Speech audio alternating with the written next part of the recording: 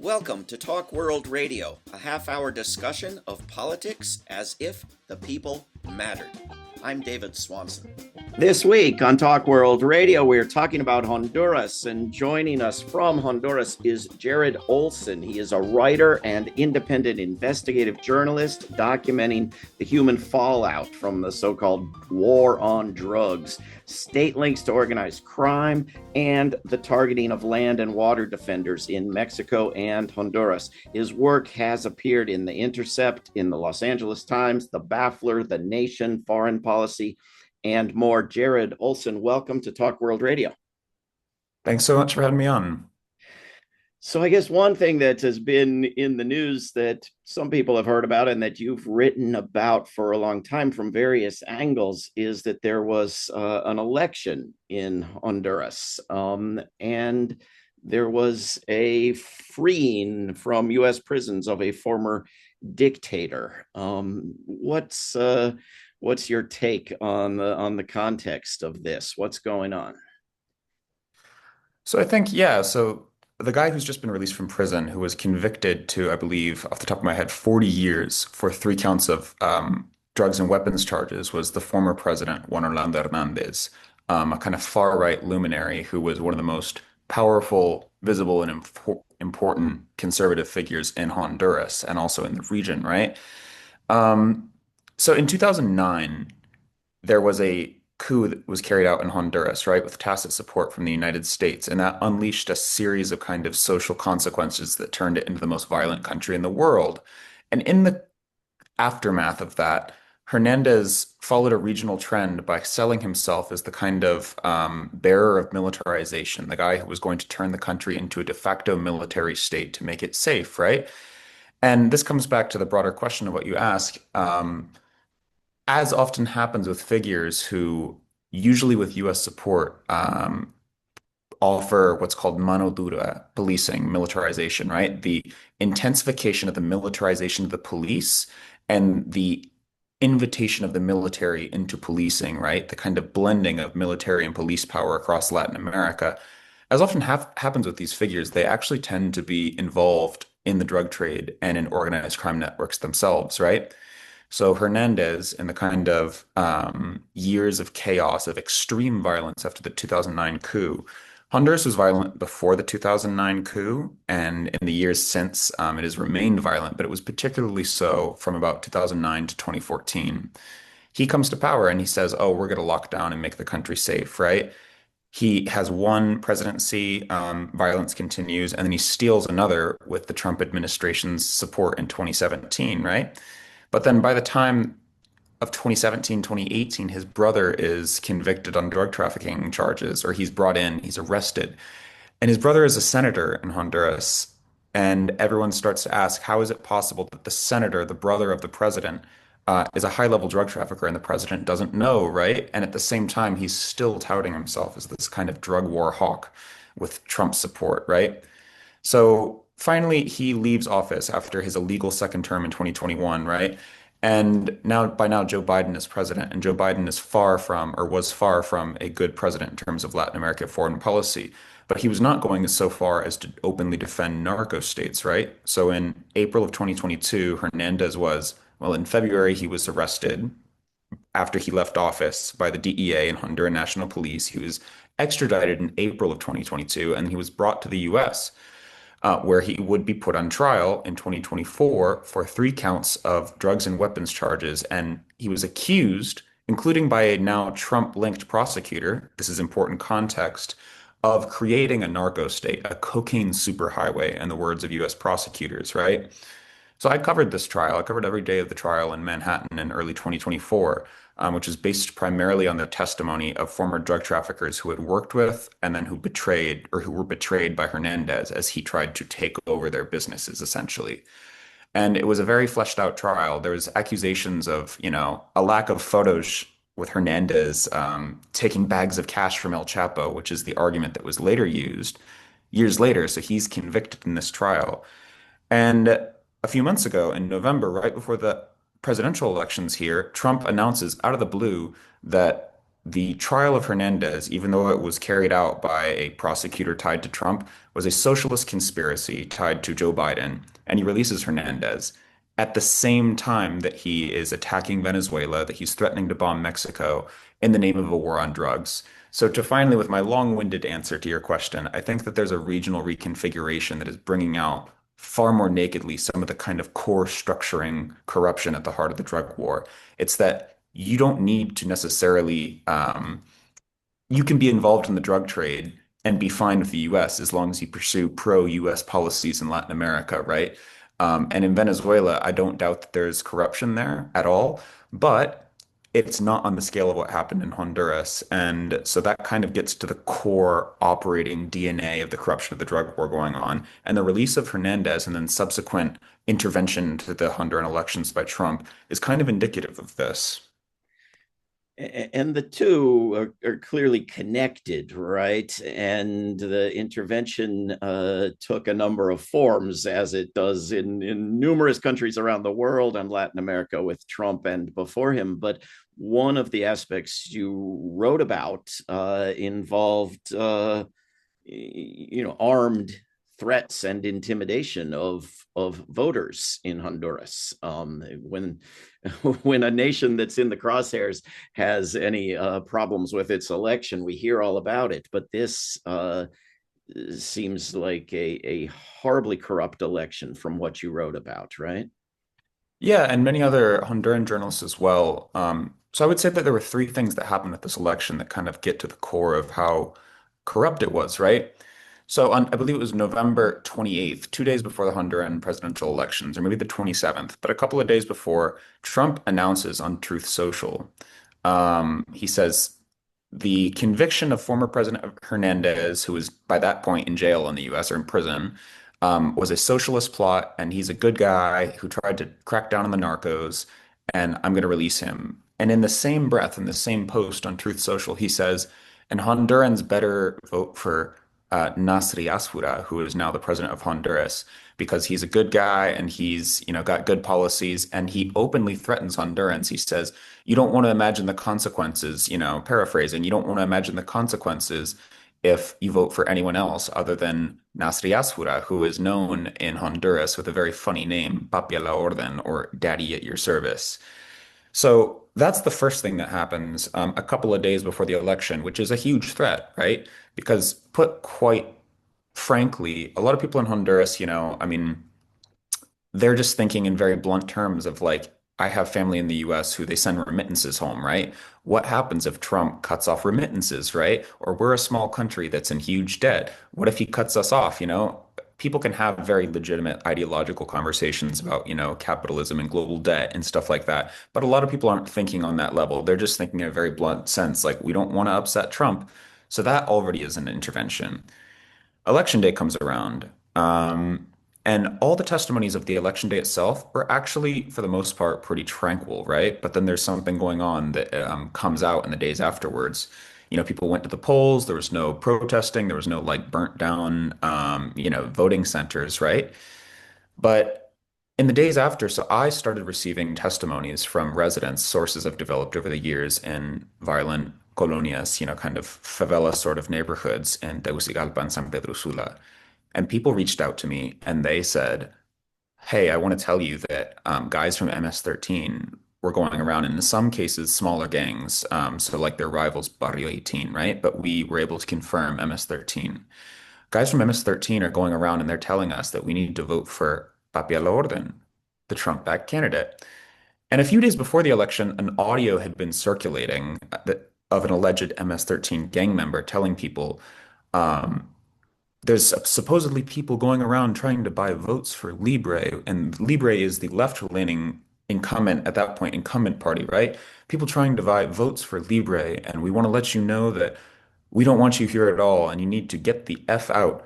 And if not, we're going to kill you and your whole effing family.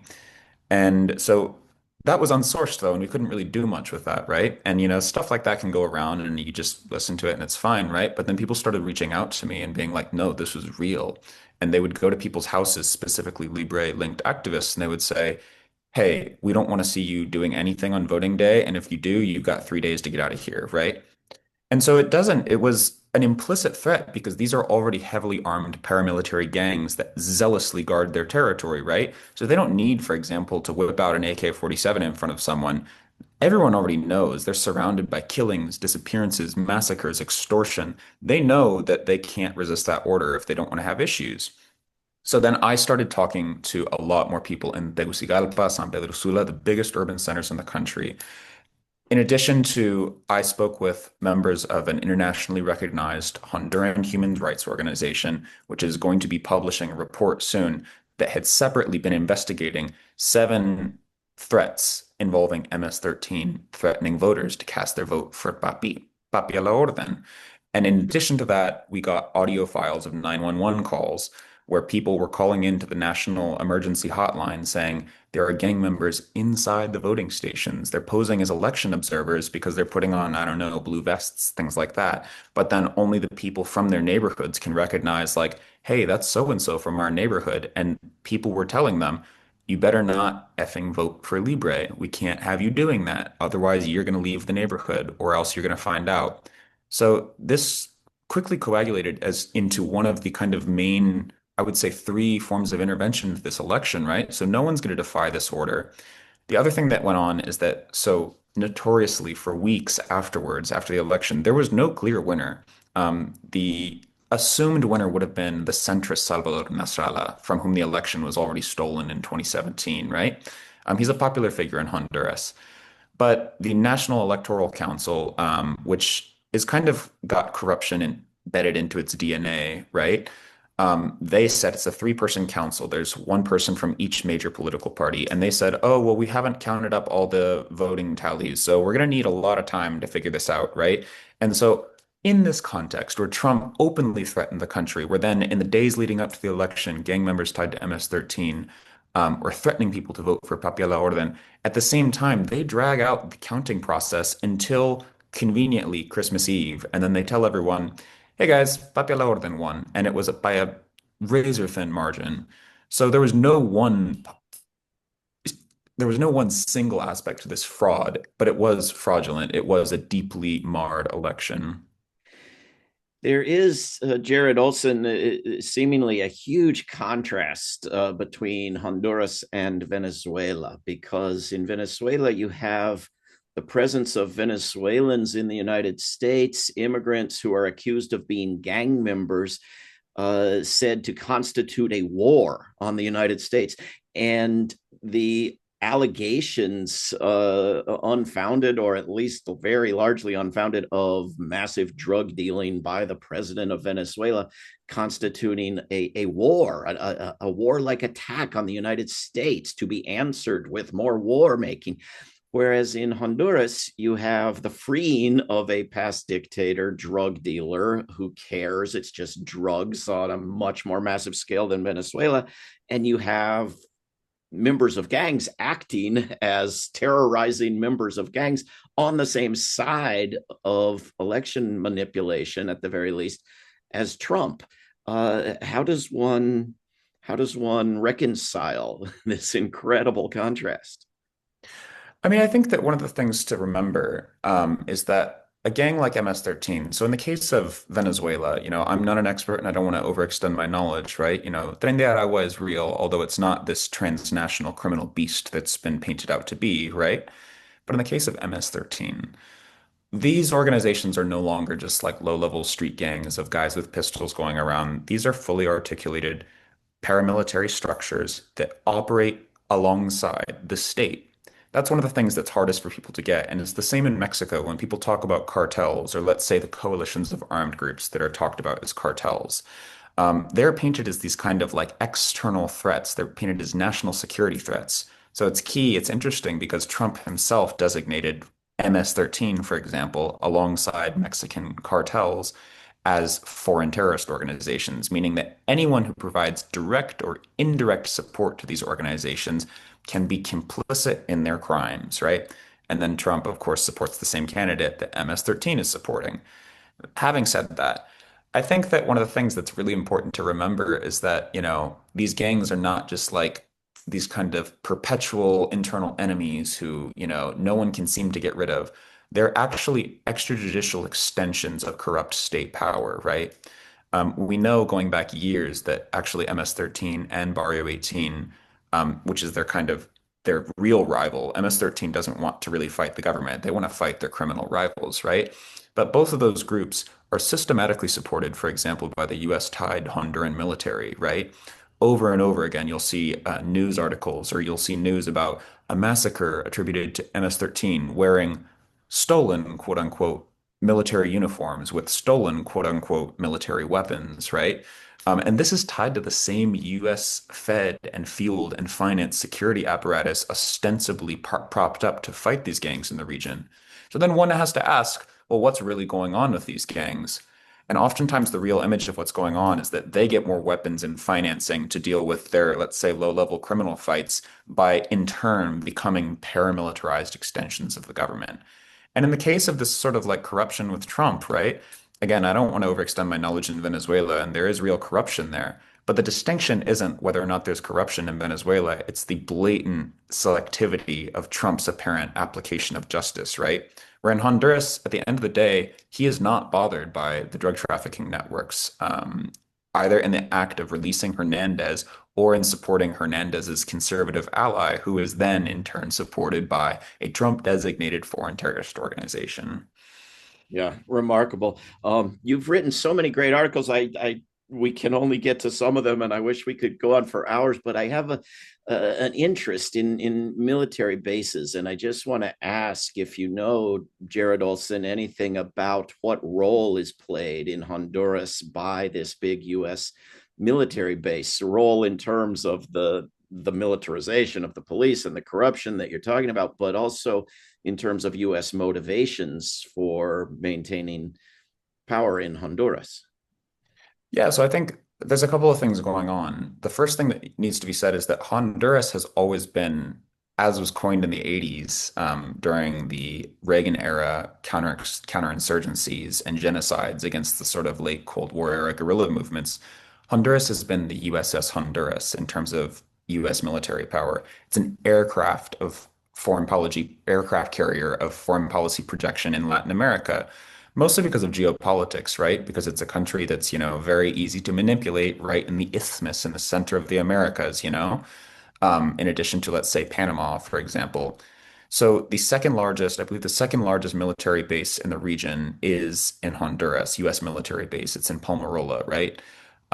As I alluded to a moment ago, in the 80s, Honduras was used as the sort of staging ground to either train counterinsurgent forces in Guatemala or El Salvador who, committed mass crimes against humanity or even genocide against guerrilla movements and then all sorts of civilian actors to kind of squash leftists in the region, or to similarly finance the Contras, the notorious sort of right-wing rebel group that went on to terrorize Sandinista Nicaragua in the 80s, right?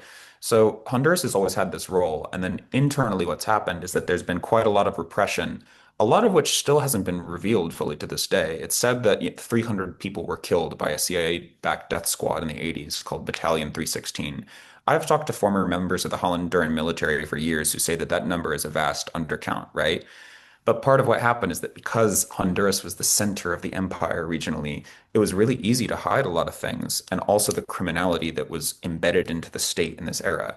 So a perfect example is that while the US and Honduran militaries trained the Contras to go attack Nicaragua to the south, at the same time, they were, as we know, with the Iran-Contra scale and all of that, Gary Webb, um, they were getting involved in the cocaine trade. They were protecting the cocaine trade specifically to parlay, to siphon off funds from the drug trade into their political projects. Problem is that after the Cold War ended, the Honduran military, with the US right there, so they obviously didn't know anything, I'm sure, they stayed in the business, right? So you have a very powerful generation and then another generation of high-level security officials who get away with massive crimes against humanity while being involved in the drug trade under the name of national security. Well, what happens? As this country that is deeply dislocated by perpetual exploitation, a sweatshop economy, a palm oil economy, where people, that's what happens in this context is that people get uprooted and then people do petty low-level crime and extortion. That's just the sad reality. And then containing it are these generations of violent military and police commanders tied to the US who are also involved in the drug trade. And it creates this very violent situation where you have high-level criminals containing essentially low-level criminals who've been pushed into criminality by the same sort of capitalist system that they're supporting. And so that's a bit of a long-winded answer, but the US has supported a criminal counterinsurgent security apparatus in Honduras going back decades. And what just happened in Honduras is a perfect example of that. Hernandez defended that apparatus. He defended the continued militarization, and Nasri Asfura is going to continue with that.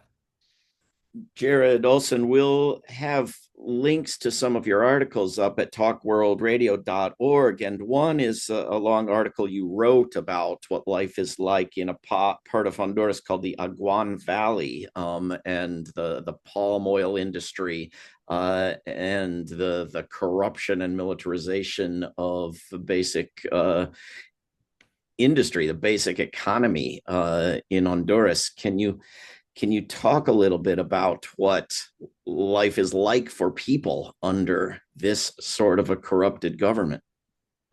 Yeah, so one of the stories I've been following most intensively, even ethnographically for years, for about 6 or 7 years now, has been the struggle of, I wouldn't say landless because their land was stolen from them, but let's just say downtrodden campesinos or peasant farmers in the Aguan Valley who are battling corporate palm oil interests. So briefly, without getting off track, palm oil is actually, a lot of people might not realize it's one of the most lucrative products in the world, especially in the global south or third world, right? Because palm oil, these hulking trees brought in from Africa, but that are very um, easy to cultivate in tropical environments, right? These hulking palm trees are used for processed foods. They're used for ethanol. They're used for anything basically processed, right? So they're cash cows. And essentially what's happened is that in the 90s and 2000s, in the same sort of historical era of corruption I just laid out, some very violent and very corrupt and even drug-linked corporations, for example, the Dinant Corporation, which I have reported on multiple times over the years, they seized vast swaths of what was supposed to be cooperative land given out to poor campesinos so that they could have a little bit of land. It was actually part of a reformist project by a military government to try to stem the emergence of a guerrilla movement back in the 80s, right? So once the Cold War was over and they didn't have to worry about guerrillas, they just stole all the land. Like they just took it, and I could get into the details, but they've never shown their titles to these lands because it was stolen, right? That's the context that corporations work in Honduras. They can just take something if they want it. And then what happened is that starting in the 2000s, and then especially after the 2009 coup, these organizations started organizing themselves in two big waves, first in 2009 and then in 2021 and 22, to retake their lands, to create essentially land occupations where they go to a plantation used by this corporation where people are paid a pittance, where the land is drenched in pesticides, and they say, no, we're going to put a flag down, we're going to start building tents in a little city because we have the land titles and the corporation doesn't.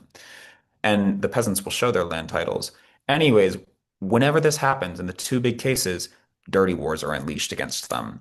And the same agro-industrial corporate interests, in collusion with that corrupt security apparatus tied to the US and assassins tied to the drug trade, they all work in this triumvirate together. They unleash campaigns of assassinations, of disappearances, of armed attacks, and of general intimidation against these groups. So the running number of people officially killed in this small region over these conflicts is over 200. Although if you count the criminal groups that have been supported by these same networks and then been allowed to operate in the drug trade and do all sorts of criminality, that number rises significantly, right? Because these are protected criminal groups. And so in that article, for example, I was in a peasant cooperative in last year, January 2025, when it was attacked by a paramilitary group. A group of 30 to 40 guys with AK-47s and even an M60 machine gun, AR-15s, move in and start shooting at this cooperative, right? And that was a very choreographed operation because that day they only injured people, right? They've, in the latest wave of repression, killed about 45 people since 2022. And this is the kind of thing that people go through in Honduras if they want to have a sustainable life, if they want to have land, if they want to have a safe place to live. Because ever since structural adjustment neoliberal reforms in the 90s started displacing people from the Honduran countryside so that basically mining and agribusiness interests could seize their land, people get piled into dangerous urban slums in San Pedro Sula where they're extorted by gangs. What happens after that? They join caravans and they go to the US because it's not sustainable to live in these densely packed, violent urban slums. What happens if they try to stay in the countryside? They're also targeted by assassins, but these ones directly paid for by corporate interests. And when they get to the US, they get blamed for being the victims of this madness that the US has had a role in creating. Jared Olson, we have just a few minutes left. What are you working on next, and how can people follow your work and keep in touch with you? Yeah, so right now I'm finishing some last investigative work here in Honduras, some of which should probably be kept under wraps. I've been working on a longer, let's say, literary project trying to kind of tie together some of these subjects, right? And bring a little bit of dignity to the stories of people, some of whom killed, have fallen in all this violence in Honduras, right? And so I'm working on some last investigative projects here as well as in Mexico on some similar issues. And then I've got a big fun career update that starts in about a month. So I will be able to talk about that once it starts. And you can follow me on Twitter. I refuse to call it the other name, J Olson 321, or I have a Substack newsletter where I periodically will share some of my investigations. It's called The Convergence. And I write little write-ups kind of explaining the findings in the newsletter as well. So feel free to follow me there. That sounds excellent. I hope your career move is a great one. Minute or two left. From what you've talked about and from what you've written about, it seems like tweaking the longstanding policies. It seems like Trump is right to say he's continuing the Monroe Doctrine, maybe just a little more shamelessly. What do you expect is coming from Trump, and what, if anything, is a divergence from the past 200 years? I think there's nothing that's quite a divergence. I think that what he's doing and what is symptomatic of a kind of structural shift is that he's making some of the contradictory elements of U.S. foreign policy in the region explicit. So instead of just capturing and arresting low-level potential, they're not threatening to bomb Honduras, but they're constantly threatening to bomb Mexico to kind of strong arm them into militarization. Now he's threatening to bomb Mexico, right? Which I don't believe they're actually going to do because there's a kind of system where they're shooting a rhetorical machine gun over the heads of the Mexicans, and then there's some complicit pro-militarization, corrupt Mexicans in the Mexican government who are kind of playing along with this game. They know that those bullets flying over the Mexican people are going to scare them, and they're going to allow them to be like, no, let's intensify the drug war. Let's start doing this. Let's start doing this. So I think that what symptomatically has changed is that he's made the kind of naked and even racist violence of the drug war and the interventionism that the drug war props up. He's making it naked, right? And he doesn't know he's not saying that we're killing people in Latin America because we care about them. He's saying we're killing them because they're subhumans. And I think that that's one of the really alarming things that's going on. And it also brings out the contradiction because at the end of the day, he's more than happy to put migrants into concentration camps in the US or to send squads of, government kidnapping squads to brutalize them at elementary schools or murder migrant defenders in the US in the name of cracking down on the subhuman scum, quote unquote, of MS-13. He has zero issue of working with the political allies of MS-13. Well, let us hope that the change in rhetoric changes the level of resistance and activism and upholding of a higher standard by people in the United States and Honduras and around the world. We've been speaking with Jared Olson. We will have links to his articles up at talkworldradio.org. Jared, thank you very, very much for coming on Talk World Radio. Thanks so much for having me. This is Talk World Radio. I'm David Swanson. Take action at rootsaction.org. Help end war at worldbeyondwar.org. Read or listen to today's Peace Almanac entry at peacealmanac.org. All past shows can be heard at talkworldradio.org. Talk World Radio is produced in Charlottesville, Virginia, and syndicated by Pacifica Network. There is no way to peace. Peace is the way.